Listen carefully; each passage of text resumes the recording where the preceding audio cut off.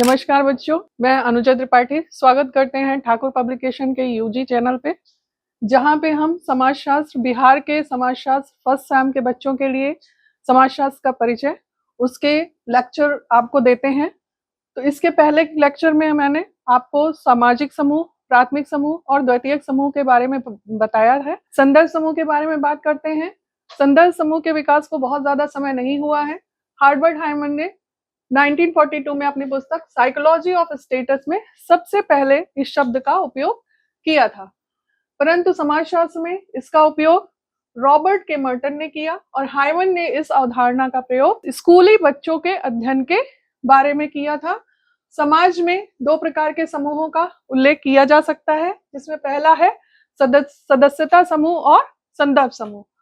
संदर्भ समूह का अर्थ और परिभाषा, इसमें जैसा कि हम जानते हैं कि मनुष्य क्या है, सामाजिक प्राणी है, एक सामाजिक इकाई है और सामाजिक इकाई होने के कारण वह कई समूहों से जुड़ा हुआ होता है। कई समूहों से जुड़ा होने के बाद भी वह कुछ समूहों से जुड़ने की आकांक्षा रखता है। जो समूह उसे आकर्षित करते हैं या जिन समूह का वो सदस्य होना चाहता है, उनके नियमों और मानदंडों का पालन करने का प्रयास करता है।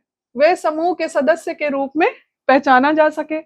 जैसे जब कोई बच्चा किसी नए स्कूल में एडमिशन लेता है तो वहां के स्कूल के बच्चों को देखता है, उनका यूनिफॉर्म, बात करने का तरीका, आई कार्ड वगैरह, तो वह भी कल्पना करता है कि एक समय में वह भी उस समूह का सदस्य होगा या उस स्कूल का स्टूडेंट होगा और वो भी इसी तरह का व्यवहार करेगा। एम.एच. जॉनसन के अनुसार एक संदर्भ समूह किसी व्यक्ति या समूह के दूसरे समूह के मनोवैज्ञानिक जुड़ाव पर आधारित होता है। संदर्भ समूह के तत्व के बारे में बात करते हैं तो इसके जो आवश्यक तत्व हैं वो निम्नलिखित है। पहला है, समाज के कई सदस्य एक ही समूह से स्वयं से को संबंधित कर सकते हैं, एक ही समूह से जोड़ सकते हैं या एक समूह के कई सदस्य हो सकते हैं और एक ही समाज के कई संदर्भ समूह भी हो सकते हैं। दूसरा है, संदर्भ समूह व्यक्ति की उन उच्च आकांक्षाओं का परिणाम होता है जिसके परिणाम स्वरूप व्यक्ति अपने को एक समूह से जोड़ लेता है या संबंधित कर लेता है, जिसको समाज में प्रतिष्ठा प्राप्त होती है। एक व्यक्ति का संदर्भ समूह सामाजिक दृष्टि से उसके अपने समूह से ऊंची परिस्थिति का होता है, क्योंकि मनुष्य यह स्वाभाविक रूप से यह आशा करता है कि वह अपनी वर्तमान स्थिति या वातावरण और प्रतिष्ठा से उच्च वातावरण या प्रतिष्ठा या स्थिति को समाज में उच्च स्थिति को प्राप्त कर सके। इसलिए वह अपने समूह से किसी ऊंचे समूह का चयन करना चाहता है और उसी को स्वयं संदर्भ समूह के रूप में देखता है। नेक्स्ट आता है, संदर्भ समूह का अस्तित्व उस व्यक्ति के आदर्श दृष्टिकोणों पर निर्भर करता है। इसलिए यह आवश्यक नहीं कि जो समूह एक व्यक्ति के लिए आदर्श हो वही समूह दूसरे व्यक्ति के लिए भी आदर्श हो। एक व्यक्ति जिस समूह के मूल्यों, आदर्शों तथा व्यवहारों को अपनाने की इच्छा रखता है, उसके लिए वह संदर्भ समूह होगा। यहाँ पे इसका आशय यह है कि एक व्यक्ति जिस समूह से जुड़ना चाहता है तो वह समूह क्या है, उसके लिए संदर्भ समूह का काम करता है।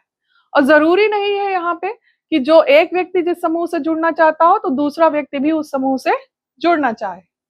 नेक्स्ट है, व्यक्ति के लिए विशेष हमेशा उसका संदर्भ समूह नहीं हो सकता। अलग अलग समय में, अलग अलग स्थान में, परिस्थिति में, मनोवैज्ञानिक व बौद्धिक स्थिति के अनुसार एक व्यक्ति एक संदर्भ समूह को छोड़कर दूसरे संदर्भ समूह का सदस्य बन सकता है। यहाँ पे इसका आशय है कि व्यक्ति स्थान, स्थिति आदि से संबंधित एक सापेक्ष समूह है। समाज की दृष्टि से भी प्रत्येक संदर्भ समूह एक आदर्श समूह होगा। यह अनिवार्य नहीं है कि वह समूह मात्र उस व्यक्ति के लिए आदर्श हो जो उसे स्वयं का संदर्भ समूह मानता है। नेक्स्ट आता है, संदर्भ समूह के प्रकार। संदर्भ समूह के निम्नलिखित प्रकार हैं। पहला है आदर्शात्मक संदर्भ समूह, तुलनात्मक संदर्भ समूह, सकारात्मक संदर्भ समूह, नकारात्मक संदर्भ समूह और वास्तविक एवं काल्पनिक संदर्भ समूह। तो आदर्श संदर्भ समूह क्या है कि समूह किसी व्यक्ति के मूल्यों, दृष्टिकोण के स्रोत के रूप में कार्य करता है। ये ऐसे समूह होते हैं जिन्हें लोग देखते हैं ताकि वो समझ सके कि किसी भी वातावरण में खुद को कैसे संचालित किया जा सकता है। ठीक है, यहाँ पे उससे वो उनके लिए एक आदर्श की तरह काम करते हैं कि इस समूह के अकॉर्डिंग हम कैसे काम कर सकते हैं, यहाँ पर वह इससे सीखते हैं। दूसरा है तुलनात्मक संदर्भ समूह। तुलनात्मक संदर्भ समूह वे हैं जिसका उपयोग व्यक्ति एक मानक के रूप में करता है जिसके विरुद्ध वो आत्म मूल्यांकन की प्रक्रिया के दौरान अपनी तुलना करते हैं। नेक्स्ट आता है सकारात्मक संदर्भ समूह। सकारात्मक संदर्भ समूह में एक सकारात्मक संदर्भ समूह उसे कहते हैं जिसमें व्यक्ति सदस्य बनने की इच्छा रखता है। ठीक है, व्यक्ति प्रायः इस समूह के सामाजिकरण और व्यवहार पैटर्न एवं दृष्टिकोण की प्रशंसा करते हैं और उनका अनुकरण करना चाहते हैं। ठीक है, तो यहाँ पे सकारात्मक संदर्भ समूह का तात्पर्य यह है कि व्यक्ति ऐसे समूहों से जुड़ना चाहता है, ऐसे जो नियम या पैटर्न है इस समूह का सामाजिकरण है उसका क्या है, उसकी प्रशंसा करते हैं और साथ ही साथ उसका अनुकरण करना चाहते हैं, उससे सीखना चाहते हैं। और नेक्स्ट आता है नकारात्मक संदर्भ समूह। नकारात्मक संदर्भ समूह जैसा कि नाम से स्पष्ट है कि एक नकारात्मक संदर्भ समूह होते हैं जिसे व्यक्ति अस्वीकार कर देता है, वो इस समूहों का सदस्य नहीं बनना चाहता है और ऐसे संदर्भ समूहों से वह एक उचित दूरी बनाकर रखता है। वास्तविक एवं काल्पनिक संदर्भ समूह। जॉनसन के अनुसार संदर्भ समूह वास्तविक एवं काल्पनिक हो सकते हैं। काल्पनिक समूह जैसे मार्क्सवादियों हेतु वर्ग विहीन समाज और गांधीवादियों के लिए रामराज, ये काल्पनिक समूह के अंतर्गत आते हैं। संदर्भ समूह व्यवहार। संदर्भ समूह के अनुरूप व्यक्ति स्वयं का व्यवहार किस ढंग से करता है, इस संबंध में कई जो समाजशास्त्री हैं या विचारक हैं उन्होंने स्वयं के विचारों को अनेक प्रकार से अनेक रूपों में बताया है। सबसे पहले यहाँ पे हाइमन के जो विचार हैं उसके बारे में बात करते हैं। तो संदर्भ समूह का सर्वप्रथम जो प्रयोग है वो हाइमन के द्वारा ही किया गया था। उनके अनुसार व्यक्ति की परिस्थिति और उसके व्यवहार प्रतिमान से संबंधित किसी भी विवेचना में केवल यह जान लेना ही पर्याप्त नहीं होता है कि वह किस समूह का सदस्य है। उन्होंने बताया है कि किसी भी व्यक्ति की परिस्थिति जो समाज में होती है या उसके व्यवहार से यह नहीं पता लगाया जा सकता है वह किस समूह का सदस्य है या उस समूह में उसकी जो वास्तविक स्थिति है वो क्या है, बल्कि वह व्यक्ति मनोवैज्ञानिक तौर पर किस समूह से संबंधित है और अपनी बराबरी वह किस समूह के साथ करता है, इस बात का भी ज्ञान होना आवश्यक है। मर्टन ने कहा है कि संदर्भ समूह का जो मर्टन के अनुसार संदर्भ समूह का सर्वप्रथम प्रयोग हाइमन मर्टन के विचारानुसार मर्टन के विचारों की बात करते हैं तो संदर्भ समूह का सर्वप्रथम प्रयोग जैसा कि पता है कि हाइमन के द्वारा किया गया, लेकिन समाजशास्त्र के क्षेत्र में संदर्भ समूह का जो सर्वप्रथम वैज्ञानिक विश्लेषण है वो अमेरिकी समाजशास्त्री आर के मर्टन ने किया था। संदर्भ समूह की अवधारणा का वर्णन रॉबर्ट किंग्सले मर्टन ने अपनी कृति अमेरिकन सोल्जर नामक पुस्तक में किया है। संदर्भ समूह में सापेक्षिक वंचना की कमी है क्योंकि उसके कारण व्यक्ति या समूह की आहार जीवन शैली। अब बात करते हैं मर्टन के विचार की। तो संदर्भ समूह का सर्वप्रथम प्रयोग हाइमन के द्वारा किया गया, लेकिन समाजशास्त्री विश्लेषण जो है वैज्ञानिक वो अमेरिकी समाजशास्त्री आर के मर्टन ने किया था। संदर्भ समूह की अवधारणा का वर्णन रॉबर्ट किंग्सले मर्टन ने अपनी जो पुस्तक है अमेरिकन सोल्जर उसमें किया है। संदर्भ समूह में सापेक्षिक वंचना वह कमी है जिसके कारण व्यक्ति या समूह की आहार जीवन शैली गतिविधियों को बनाए रखना संभव नहीं हो पाता। संदर्भ समूह की अनिवार्य यह क्या है, यह संदर्भ समूह की एक अनिवार्य स्थिति है।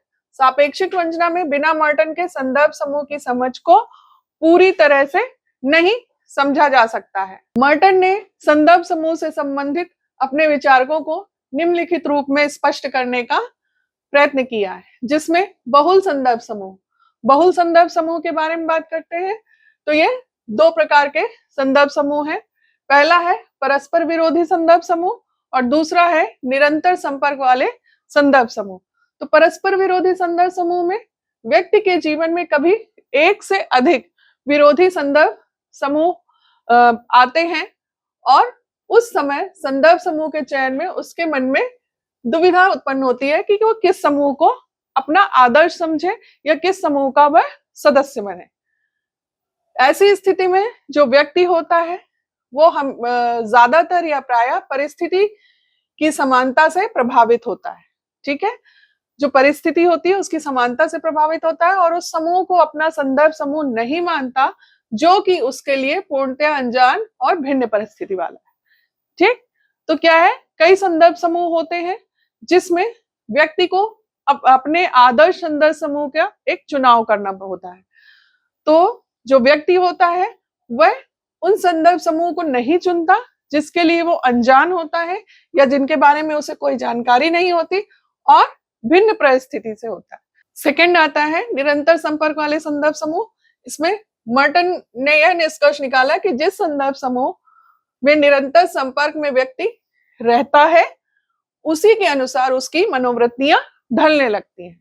ठीक है, यहाँ पे उन्होंने समझाया कि जिस समूह के हम सदस्य होते हैं उसी समूह के अनुसार हमारी सोच, हमारी मनोवृत्ति हो जाती है। जैसे आयु समूह अथवा वैवाहिक स्थिति या शैक्षिक स्तर वाले समूह। मर्टन ने यह भी कहा है कि व्यक्ति का सामाजिक संबंध जिस समूह के साथ जितना अधिक होता है उस व्यक्ति के जीवन में वही समूह उतना अधिक प्रभाव डालता है। ठीक है, अब नेक्स्ट आता है जो दूसरे विशिष्ट संदर्भ समूह है। मार्टन के अनुसार प्रत्येक व्यक्ति के सामने कुछ अन्य प्रतिष्ठित समझे वाले लोगों की छवि होती है जिन्हें हम एक दूसरे विशिष्ट कह सकते हैं। ये लोग उस व्यक्ति का आदर्श होते हैं। सेकेंड पॉइंट है हमारा दूसरे विशिष्ट। इसका क्या तात्पर्य है?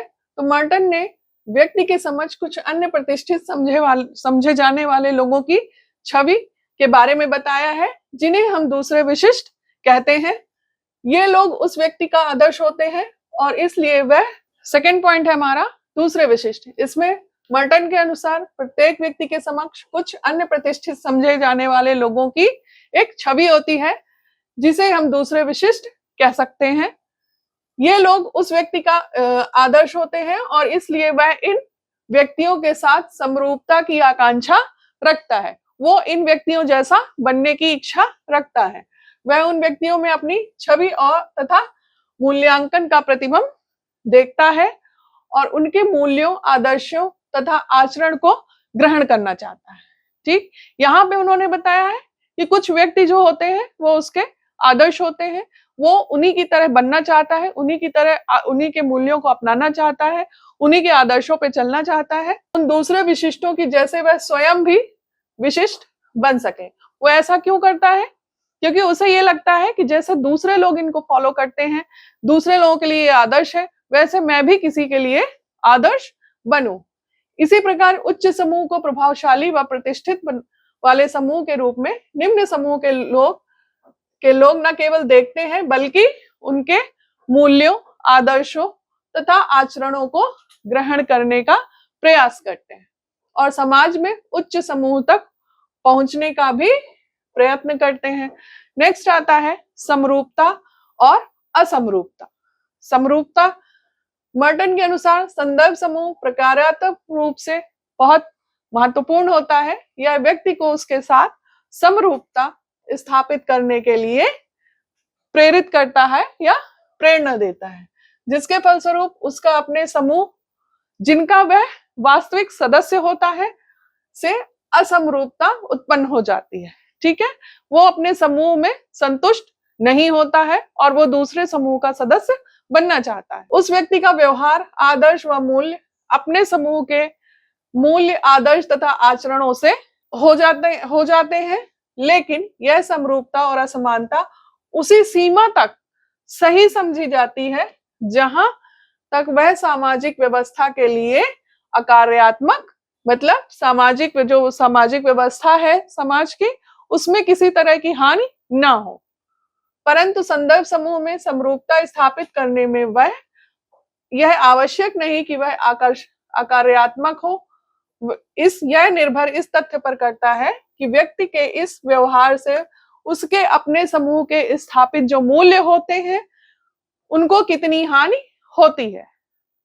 नेक्स्ट आता है मानव व्यवहार पर संदर्भ समूह का प्रभाव। मानव व्यवहार पे संदर्भ समूह के व्यवहार की बात करते हैं तो मानवीय व्यवहार या व्यक्तित्व का जो निर्धारण में संदर्भ समूह का क्या रोल होता है या इसका क्या प्रभाव पड़ता है, इस प्रश्न का उत्तर इस तथ्य के द्वारा स्पष्ट होता है कि यह समूह सकारात्मक ना होके नकारात्मक दोनों स्थितियों में मानवीय व्यवहार के व्यक्तित्व के पर प्रभाव डालते हैं। सर्वप्रथम मानवीय व्यवहार व व्यक्तित्व निर्माण पर इन संदर्भ समूहों के प्रभावों पर विचार करना जरूरी समझा गया है। किसी भी व्यक्ति का सकारात्मक संदर्भ समूह उसका एक आदर्श प्रतिमान संदर्भ समूह होता है अथवा उस समूह में स्थापित सिद्धांतों, विचारधाराओं, मूल्यों के अनुसार वह आचरण करने का प्रयत्न करता है, कोशिश करता है कि वह उन संदर्भ समूहों के अनुरूप ही आचरण करे, उनके मूल्यों के अनुसार ही उसका आचरण हो। इस प्रकार दो तथ्य स्पष्ट होते हैं कि यदि किसी व्यक्ति का सकारात्मक समूह उसका सदस्यता समूह है तो इस स्थिति में उस व्यक्ति का स्वयं के संदर्भ समूह के साथ परस्पर सामंजस्य स्थापित करना स्वाभाविक है। मानव व्यवहार व व्यक्तित्व के निर्माण में नकारात्मक संदर्भ समूह का प्रभाव भी दिखाई पड़ता है। जैसा कि पता है कि व्यक्ति स्वयं के नकारात्मक संदर्भ समूह के विपरीत स्वयं को स्थापित करने का प्रयास करता है। ठीक है, कोई भी व्यक्ति किसी भी ऐसे समूह का सदस्य नहीं बनना चाहता जो समाज के लिए नकारात्मक सोच रखते हो या समाज को किसी तरह हानि पहुंचाना चाहते हो या समाज उन्हें कहना चाहिए निम्न दृष्टि से देखता हो, तो वह स्वयं को स्थापित करने से बचता है। इस प्रकार नकारात्मक संदर्भ समूह क्या है, व्यक्तित्व पर असर डालते हैं। यह क्रिया के साथ ही व्यक्ति की धारणा अपने नकारात्मक संदर्भ समूहों के सदस्यों के लिए भ्रम और अविश्वास से प्रेरित होती है, जिसका जो परिणाम होता है वो प्रायः जातीय संघर्ष के रूप में, सांप्रदायिक दंगे के रूप में, इस तरह की समस्याओं के रूप में दिखाई पड़ता है। संदर्भ समूह का महत्व, संदर्भ समूह का क्या महत्व है, इसके बारे में जो मनोवैज्ञानिक है मुजफ्फर शरीफ ने कहा है कि मनुष्य ही एकमात्र ऐसी प्रजाति है जो अपने सामाजिक वातावरण से सीख के आधार पर अपने आचरण को संशोधित करता है और संदर्भ समूह व्यवहार प्रदर्शन करने के लिए जाना जाता है। यह अन्य व्यक्तियों या समूहों के मूल्यों को आत्मसात करके या अन्य व्यक्तियों या समूहों के सामाजिक मानकों के विरोध में कार्य करके किया जाता है। संदर्भ समूह के महत्व का जो वर्णन है वो निम्नलिखित है। पहला है, संदर्भ समूह व्यक्ति की आत्म पहचान व अनुभूति और धारणा की समझ के स्रोत होते हैं। ठीक, इनके द्वारा व्यक्ति आत्म पहचान, स्वयं की अनुभूति की जो धारणा है और इसकी जो समझ है उसका ये एक तरह से स्रोत समझे जाते हैं। और संदर्भ समूह व्यक्ति को किसी भी सामाजिक या व्यवसायिक स्थिति में उसके आचरण और प्रदर्शन का मूल्यांकन करने की अनुमति प्रदान करता है। संदर्भ समूह व्यवहार जैसे जटिल समाजों में मौजूद होते हैं, जो अपने पूंजीवाद और औद्योगिक ताने बाने जो होते हैं, या कहना चाहिए पूंजीवाद और औद्योगिकरण का जो जाल होता है उस पर गर्व करते हैं। और ऐसे समुदायों में संदर्भ समूह व्यवहार का अध्ययन सामाजिक संबंधों और दृष्टिकोणों को समझने का एक साधन समझा जाता है।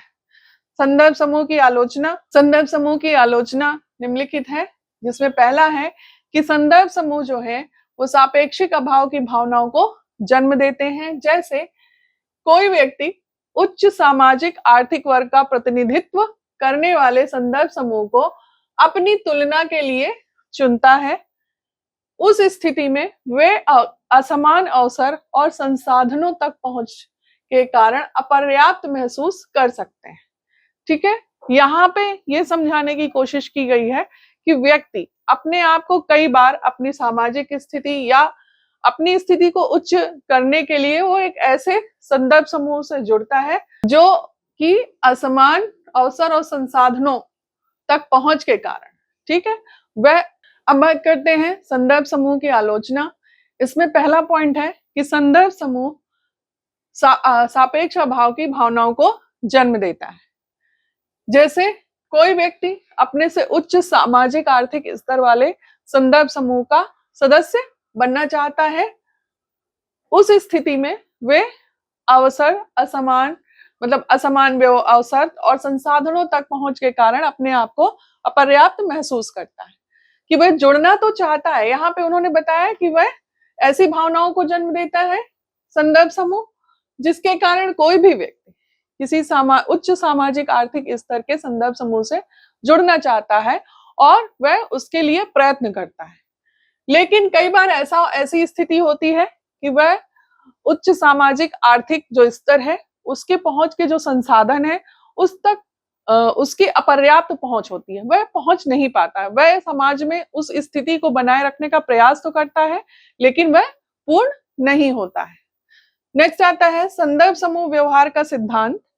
इस प्रश्न का उत्तर देता है कि लोग विशिष्ट सामाजिक स्थितियों में एक विशेष तरीके का व्यवहार क्यों करते हैं। हालांकि इस तरह के व्यवहारों को नियंत्रित करने या संशोधित करने का कोई साधन प्रदान नहीं किया गया है। नेक्स्ट है संदर्भ समूह सिद्धांत को सिर्फ एक तरफा समझा जाता है।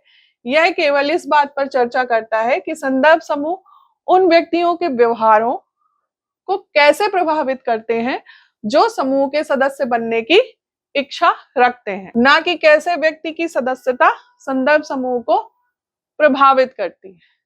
ठीक है, तो यहाँ पे ये क्या बताया गया है कि संदर्भ समूह केवल व्यक्ति के व्यवहार को, कि वो कैसे प्रभावित, जो व्यक्ति का व्यवहार है वो संदर्भ समूह को कैसे प्रभावित करता है, ना कि कैसे व्यक्ति की सदस्यता संदर्भ समूह को प्रभावित करती है। जो हमारा टॉपिक है वो है कल्चर।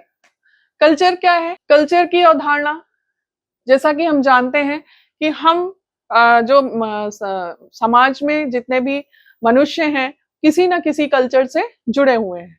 कल्चर क्या है? एक हमारे कहना चाहिए जीवन का एक महत्वपूर्ण भाग है या महत्वपूर्ण चीज है जिससे हम अलग होके नहीं रह सकते। हर व्यक्ति का कल्चर अलग होता है, हर परिवार का कल्चर अलग होता है ना। तो यहाँ पे हम कल्चर की बात करते हैं जिसमें सबसे पहले संस्कृति की अवधारणा है। तो जीवन की प्रणाली संस्कृति है।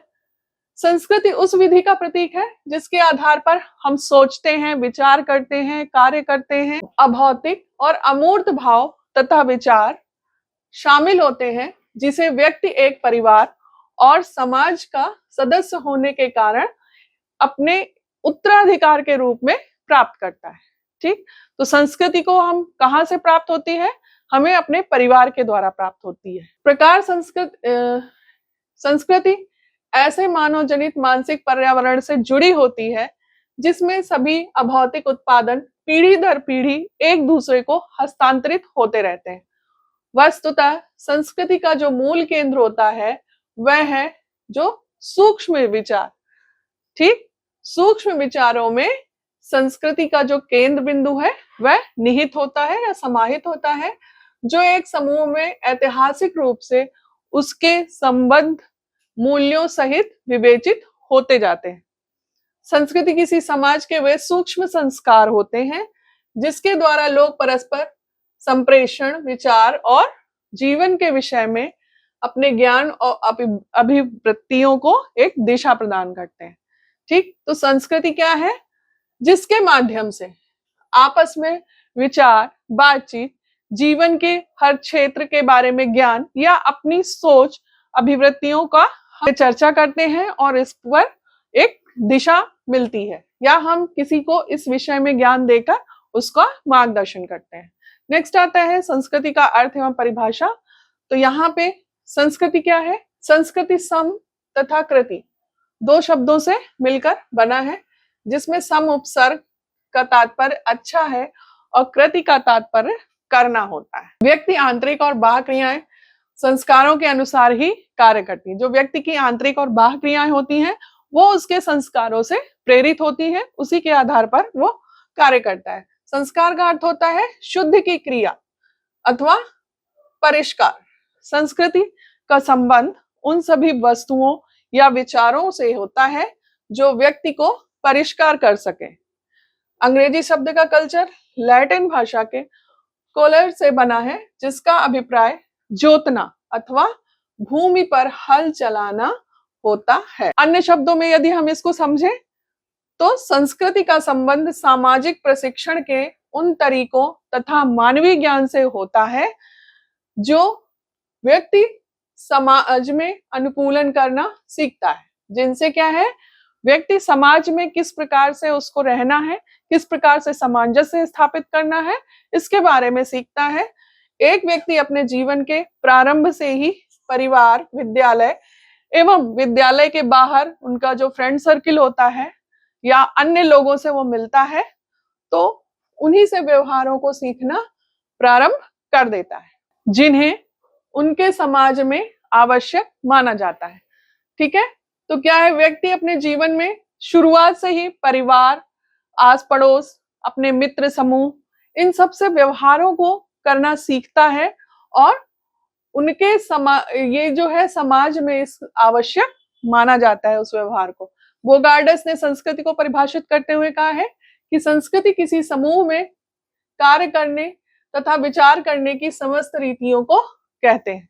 संस्कृति क्या है, किसी समूह में कार्य करने या विचार करने की जो रीतियां होती हैं उसे कहते हैं।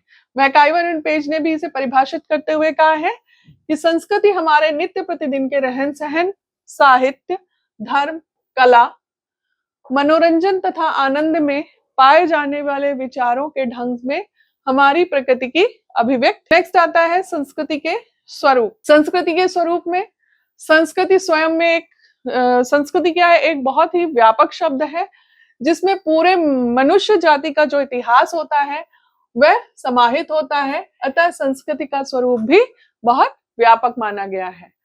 तो पहला इसमें आता है संस्कृति समाज के मूल्यों, आदर्शों, विचारों और प्रतीकों का एक दायरा है। व्यक्ति संस्कृति क्या है, व्यक्ति की सामाजिक विरासत होती है जो उसे पीढ़ी दर पीढ़ी प्राप्त होती है, ना कि जैविकी विरासत। ठीक है, संस्कृति का हस्तांतरण होता है। इस हस्तांतरण में भाषा एवं संकेतों का महत्वपूर्ण योगदान होता है। ये हमें हस्तांतरित होती किससे, अपने पूर्वजों से।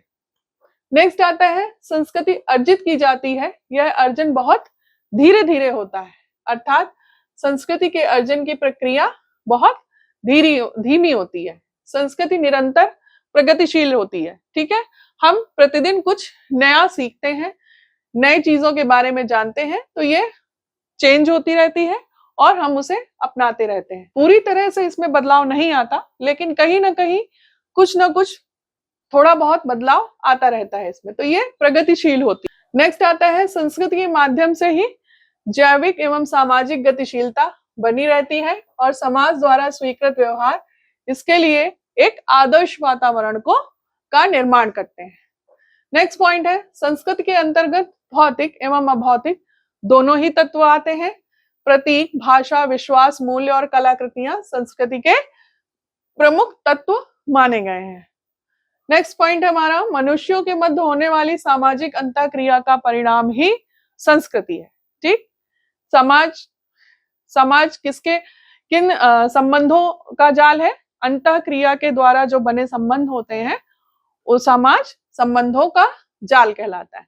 तो यहाँ पे क्या है कि मनुष्यों के बीच होने वाली एक सामाजिक अंतःक्रिया का परिणाम ही संस्कृति कहलाता है। सभी संस्कृति का कुछ ना कुछ अंश एक दूसरे से सम्मिलित होता है, एक दूसरे से मिला जुला होता है और एक समाज की संस्कृति के अंतर्गत कई उप संस्कृतियां हो सकती हैं। संस्कृति का स्वरूप सार्वभौमिक होता है, संस्कृत का स्वरूप व्यापक होता है, ये हमने पहले भी बताया है, और संस्कृति में समाज के पूर्व इतिहास का सार सम्मिलित होता है। नेक्स्ट पॉइंट है हमारा, संस्कृति सदैव विकासशील होती है, अर्थात संस्कृति सदैव परिवर्तित होती रहती है। संस्कृति मनुष्य के व्यक्तित्व निर्माण में सहायक भूमिका का निर्वहन करती है। संस्कृति के द्वारा हमारी जो पर्सनालिटी है वो डेवलप होती है, और संस्कृति ही समाज में लोगों को एक सूत्र में बांध कर रखती है। संस्कृति ही समाज के आदर्शों के लिए प्रेरणा स्रोत की भूमिका निभाती है। इसको हमने पहले भी डिफाइन किया है। और भिन्न भिन्न समाजों की संस्कृतियां भी अलग अलग होती हैं। जैसे आप देखते होंगे कि जब हम साउथ इंडिया में जाते हैं तो वहां का कल्चर अलग है, नॉर्थ इंडिया का कल्चर अलग है ना। तो ये अलग अलग संस्कृतियां होती हैं। संस्कृति की जो विशेषताएं हैं उसके बारे में यहाँ पे हम डिस्कस करते हैं। तो संस्कृति की विशेषताएं निम्नलिखित है, जिसमें है पहला, ग्राह्यता की जाती है, ठीक है, एक्सेप्टेबल है। मानव की संस्कृति संरचना इस प्रकार की होती है कि वह अपने पूर्वजों के द्वारा अर्जित जो संस्कृति या संस्कार होते हैं के साथ दूसरी संस्कृति को ग्रहण कर सकता है। अतः हम कह सकते हैं कि संस्कृति क्या है, सर्वग्राही होती है। नेक्स्ट आता है सामाजिक विरासत। सामाजिक विरासत के अंतर्गत यह एक ऐसा लक्षण है जिसे मनुष्य अपने पूर्वजों से सीखता है, और बिना किसी मतलब ये क्या है, ये बिना कोई प्रयास या बिना किसी प्रयत्न के हमारे अचेतन मन में स्थित हो जाता है। नेक्स्ट आता है संस्कृति सीखे हुए व्यवहार का प्रतिमान है। संस्कृति में सीखे जाने वाले गुण विद्यमान होते हैं, अतः संस्कृति सीखे हुए व्यवहारिक आदर्शों का संपूर्ण योग होती है।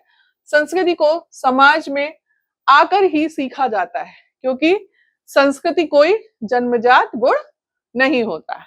ठीक, जैसे जन्मजात गुण माता पिता से हमें कुछ गुण मिलते हैं जो जन्मजात होते हैं, तो संस्कृति कोई जन्मजात गुण नहीं है। ये क्या है, ये जब व्यक्ति पैदा हो मतलब बच्चा पैदा होता है और धीरे धीरे बड़ा होता है, तो वह अपने परिवार में रह के कल्चर को धीरे धीरे सीखता है। नेक्स्ट आता है संस्कृति एक स्वाभाविक प्रक्रिया है। तो संस्कृति स्वाभाविक प्रक्रिया है क्योंकि मनुष्य जन्म के पश्चात स्वाभाविक रूप से संस्कृति के आदर्श प्रतिमानों को स्वयं में ही आत्मसात कर लेता है। ठीक, संस्कृति में हस्तांतरित होने का गुण होता है। तो संस्कृति क्या है, हस्तांतरित होती है परिवार में बुजुर्गों द्वारा, पूर्वजों द्वारा। तो ये इसमें पीढ़ी दर पीढ़ी हस्तांतरित होने का गुण पाया जाता है। नेक्स्ट आता है संस्कृति परिवर्तनशील होती है। संस्कृति के हस्तांतरण होने के कारण परिवर्तन इसमें स्वाभाविक रूप से होता है, क्योंकि पीढ़ी दर पीढ़ी कुछ ना कुछ सुविधा के अनुसार इसमें चेंजेस कर लिए जाते हैं, जिससे संस्कृति में पीढ़ी दर पीढ़ी परिवर्तन आता जाता है। इसलिए संस्कृति में निरंतर चलने वाली एवं परिवर्तनशील प्रक्रिया कहा गया है। नेक्स्ट आता है संस्कृति में संतुलन तथा संगठन का गुण निश्चित होता है। तो संस्कृति विभिन्न प्रकार की इकाइयों से मिलकर बनी होती है। ये सभी इकाइयां एक दूसरे से जुड़ी हुई होती हैं, अतः एक इकाई में हुए परिवर्तन का असर किसी न किसी रूप में दूसरी इकाई पर भी पड़ता है, और सारी इकाइयां जब साथ मिलकर कार्य करती हैं तो इसका पृथक या अलग कोई अस्तित्व नहीं रह जाता। प्रत्येक व्यक्ति का एक निश्चित एवं सुव्यवस्थित क्रम होता है एवं प्रत्येक इकाई का एक निश्चित कार्य होता है।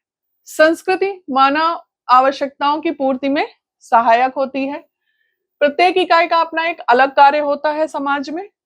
इन कार्यों के माध्यम से ही समाज के अंतर्गत व्यक्ति की शारीरिक, मानसिक एवं सामाजिक आवश्यकताओं की पूर्ति होती है। जो संस्कृति समाज में व्यक्ति की शारीरिक, सामाजिक एवं मानसिक आवश्यकताओं में असफल रहती है, उस संस्कृति की को निरंतरता में बने रहने में कहना चाहिए उसमें कमी आ जाती है, निरंतरता में कमी आ जाती है, या वो संस्कृति धीरे धीरे समाप्त हो जाती है। नेक्स्ट है संस्कृति में व्यवस्थापन या अनुकूलन करने का गुण होता है। जैसा हमें पता है कि मानव आवश्यकताओं की पूर्ति संस्कृति के माध्यम से होती है, ठीक है, संस्कृति के द्वारा होती है। अतः संस्कृति स्वयं को मानव आवश्यकताओं के अनुरूप स्वयं में परिवर्तित करके व्यवस्थित करती रहती है। ठीक, संस्कृति क्या है, मानव आवश्यकताओं के आधार पर परिवर्तित होती रहती है। इसके लिए संस्कृति को तत्कालीन भौगोलिक एवं सामाजिक दशाओं के अनुसार ही स्वयं में परिवर्तन करना पड़ता है या व्यवस्थित करना पड़ता है। नेक्स्ट पॉइंट है, संस्कृति समूह के लिए आदर्श होती है। आदर्श संस्कृति के अंतर्गत समाज के आदर्श नियम और आदर्श प्रतिमान आते हैं। इन सामाजिक आदर्शों का अनुसरण समाज के सदस्यों को करना होता है। तो समाज के सदस्य द्वारा इन आदर्शों के अनुकूलन आचरण किया जाता है तो उसकी प्रशंसा की जाती है। यदि समाज का व्यक्ति जो है वो इन आदर्शों के अनुरूप आचरण करता है तो प्रशंसा का पात्र होता है, एवं सामाजिक आदर्शों के प्रतिकूल जो व्यक्ति का आचरण होता है तो वह प्रशंसा का पात्र नहीं होता है, जबकि वह निंदा का पात्र होता है। अतः यह कहा जा सकता है कि संस्कृति समूह के लिए आदर्श होती है। नेक्स्ट आता है, संस्कृति सार्वभौमिक, सामाजिक और विशिष्ट होती है। तो समाज की अपनी अलग अलग संस्कृति होती है। समाज चाहे छोटा हो या बड़ा, उसकी एक अपनी संस्कृति होती है। बिना संस्कृति के समाज की हम कल्पना नहीं कर सकते हैं।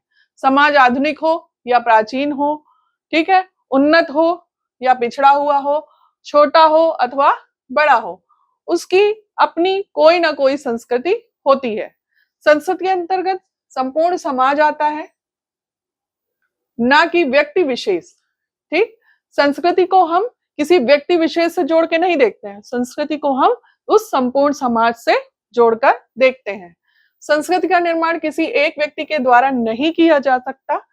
इसका निर्माण समाज के अंतर्गत होने वाली अंतःक्रियाओं के माध्यम से ही संभव होता है। अर्थात संस्कृति किसी एक व्यक्ति पर निर्भर न होकर संपूर्ण समाज पर निर्भर होती है। उम्मीद है बच्चों कि ये आपको लेक्चर पसंद आया होगा, और इसके आगे हम अपने नेक्स्ट वीडियो में मिलेंगे। तो हमारे चैनल को सब्सक्राइब करना और लाइक करना मत भूलिएगा।